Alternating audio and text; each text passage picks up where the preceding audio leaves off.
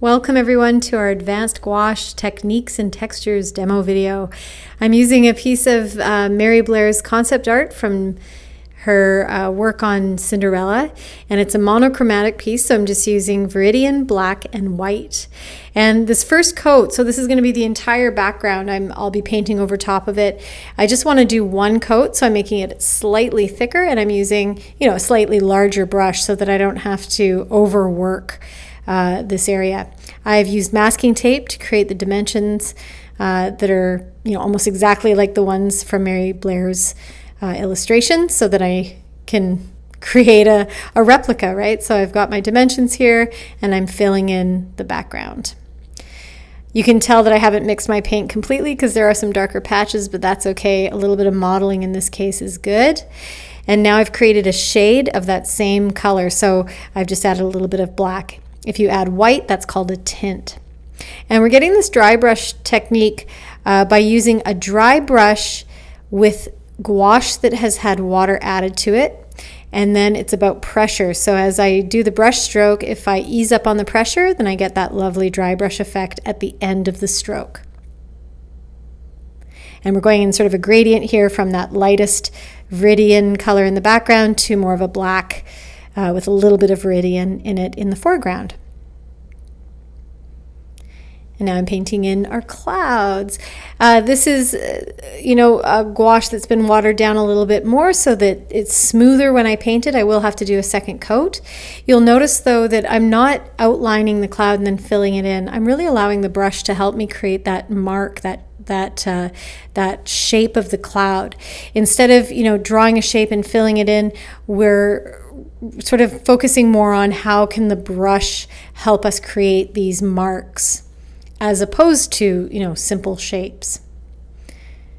And that last one, you can really sense what I'm talking about with that one there. Now, I haven't really drawn in much. I only drew in the moon so that I know where things are in relation to each other. I'm just eyeballing this. And when it comes to the road here, the road is pretty challenging because it's a switchback, sort of curvy road. And I wanted to be able to do that in one stroke. That means I had to water down my gouache a little bit more, because if it were thicker, it would be difficult to create that S curve in the road. So I just watered it down a little bit more, and you can see that it's quite transparent. But that's okay. In this case, that's actually a good thing, because the transparency is allowing me to see some of the color from underneath, which actually gives the road some great texture. There's a bit of, sort of a lighting effect in a way. You'll see more a little bit later on when it dries.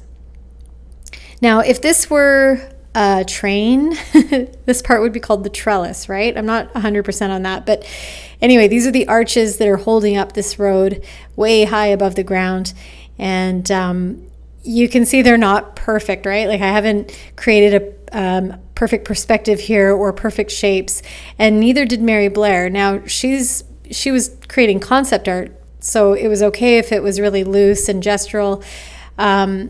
But that concept art is beautiful, and I think this goes to show that things do not have to be perfect. It's more about intentionality. It's more about energy, your mark making. You don't want to overwork things. So sometimes when things are imperfect, that's okay. As long as it feels somewhat intentional, you can feel the energy behind the making of the image. And in this case, this is, very impressionistic. It's not a super realistic illustration. The sky is definitely painterly and in unnatural colors. So it's kind of neat. You don't have to have everything be perfect. Now, I love this, doing the highlights on the clouds. My gouache is now to a more opaque consistency. It's still creamy. I can still get a nice smooth line, but I don't have to do multiple coats here. And now we're drawing in the castle. So I decided to sketch in the castle because it's more detailed. It would be a lot harder to just paint this freehand. So sketching it in, and you'll notice that when you sketch, or at least when I sketch, or when a lot of people sketch from reference, the pencil doesn't come off the page very often. And that's because you're looking at the reference more than you're looking at your drawing. The rule of thumb is 70-30. So you look at the reference 70% of the time and your page 30% of the time, which means that if you take your pencil off your page, you get a little messed up. You might put your pencil back down in the wrong place and it can ruin the flow. So in order to keep that flow, in order to get a better drawing that's, the proportions are more accurate, keep your pencil on the page, sketching and looking at your reference far more than your drawing. So in this case, I'm looking at a Mary Blair painting, but of course she was looking at a picture of a castle when she did this. So like all artists, she used a lot of photographic reference. We're going to do our first coat of the castle here, and I've got my gouache at the same consistency that I had it for the clouds. Maybe a little bit more water in this case, but I know I'm going to need to do 2 coats. The brush I'm using, this is important, this brush is really beautiful. It's very expensive. It was $65. It's part of the Winsor Newton Series 6 line of brushes. And the reason they're so fantastic is because they can hold a lot of paint. With gouache, you don't want to go back to your palette and keep picking up paint. You want to work quickly. You want to have as much paint as you can on your brush without, it being overloaded or goopy. So this brush holds a lot of paint, and it also has a very fine tip. And so although it's not a tiny brush, it can create fine details. So this is important because it holds more paint than a tiny brush would. If I was using a small brush for some of those details, it would be quite finicky. I'd have to dip back into my paint often. I would have to use a different brush for the bigger areas. So this brush is really great. It covers big areas and more detailed areas.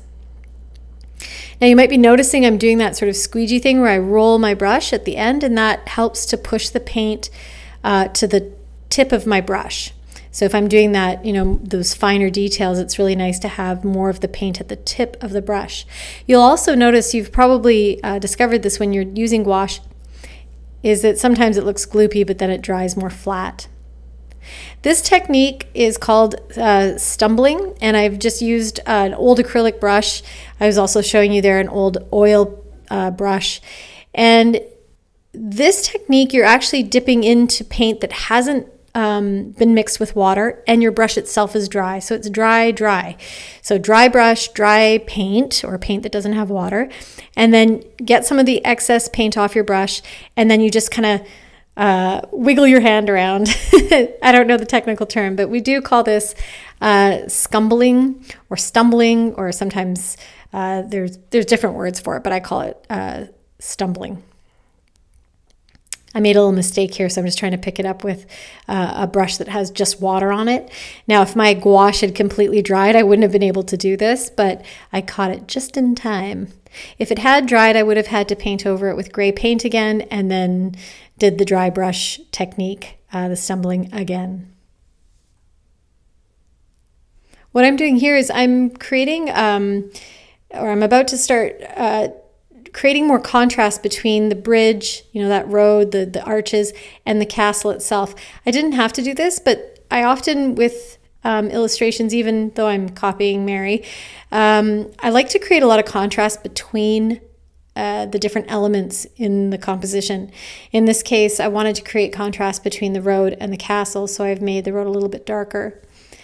And that's, something to consider, if you're painting a face, the shadow under the chin, sometimes it's good to exaggerate those things just to sort of trick our eye into believing that what we're seeing is somehow real, I guess. I'm not really sure, but contrast is good. And speaking of contrast, we're bringing in the shadows now. So another very important aspect of illustration is light source. If your illustration doesn't have light source, that's fine. Then don't fake it. Don't just arbitrarily put in shadows and highlights. That's a big mistake, and a lot of people make it. I made it for a long time. I still make it sometimes. Arbitrary lights is not good. So make sure you know what your light source is. And here we go with the reveal. This is my favorite part, taking off the masking tape. It's so satisfying. And we're at the end of our demo video. So I hope you were inspired, and I hope you have some fun trying out these dry brush techniques.